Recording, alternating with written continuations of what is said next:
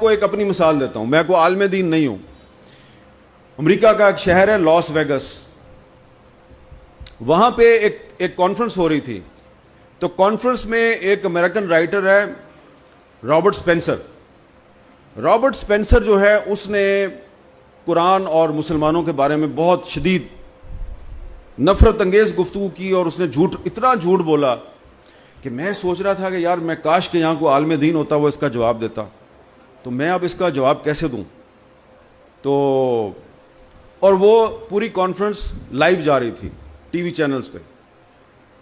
تو اس نے انگریزی میں کہا کہ قرآن جو ہے وہ کہتا ہے کہ جہاں پہ آپ کو یہودی یا عیسائی نظر آئے اس کو قتل کر دو, حالانکہ یہ نہیں لکھا ہوا.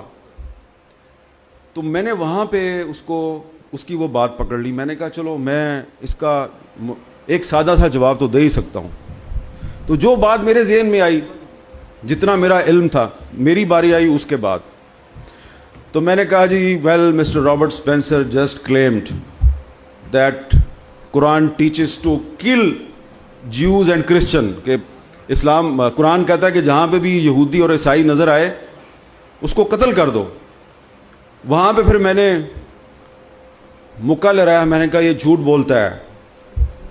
تو سارا مجمع جو ہے وہ گورے تھے وہاں پہ. میں نے کہا یہ جھوٹ بولتا ہے, یہ جھوٹ بولتا ہے اس لیے کہ قرآن نے یہ بالکل نہیں کہا, اتنی نفرت نہیں پھیلائی.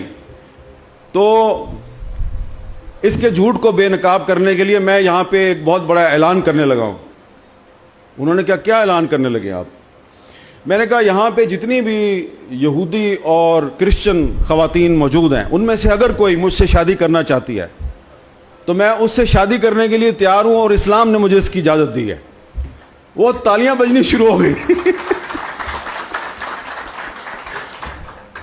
تو جو میرے ذہن میں آیا میں نے کہہ دیا. میں نے کہا یہ طریقہ ہے اس کو رابرٹ اسپینسر کو جھوٹا ثابت کرنے کا. میں تقریر ختم کی تو وہاں پہ جناب لائن لگ گئی, اور صرف خواتین نہیں بلکہ مرد بھی. وہ جناب مجھے پوچھ رہے ہیں کہ ہمیں آپ کوئی بتائیں, کوئی کتاب کا نام بتائیں, ہم وہ کتاب پڑھنا چاہتے ہیں, یہ جو آپ نے بات کی ہے یہ تو ہمیں پتہ ہی نہیں تھی.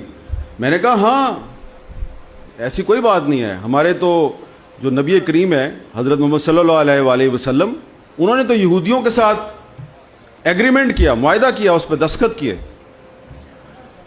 تو میں نے تو بہت ہی چھوٹی سی ایک بنیادی بات کی جس سے کہ وہ حیران و پریشان ہو گئے. اس سے میں نے اندازہ لگایا کہ اگر اسلام کا پیغام آپ سادہ طریقے سے صرف بیان کر دیں تو وہ جو غیر مسلم ہیں ان کے لیے کسی بہت بڑے سرپرائز سے کم نہیں ہوتا, کیونکہ ان کو تو پتہ ہی نہیں ہے. تو اس طریقے سے اگر آپ سوشل میڈیا پہ قرآن کا پیغام اور قرآن کا دفاع اس کو اگر آپ اپنی ترجیح بنا لیں تو اس کا فائدہ جو ہے وہ صرف آپ کی جماعت کو نہیں ہے بلکہ آپ کو بھی ہے اور آپ کے دین کو بھی ہے, اور اس سے اللہ تعالیٰ بھی خوش ہوگا.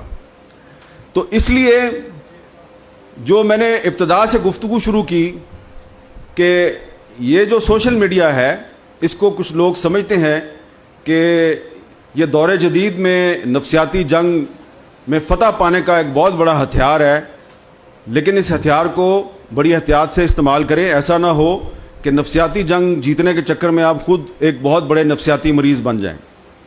اور نفسیاتی مریض بننے سے بچانا اپنے آپ کو, اس کا کیا طریقہ ہے کہ آپ سوشل میڈیا پہ جھوٹ اور تشدد کو فروغ دینے کی بجائے وہ پیغام پھیلائیں جو آپ کے دین کا پیغام ہے.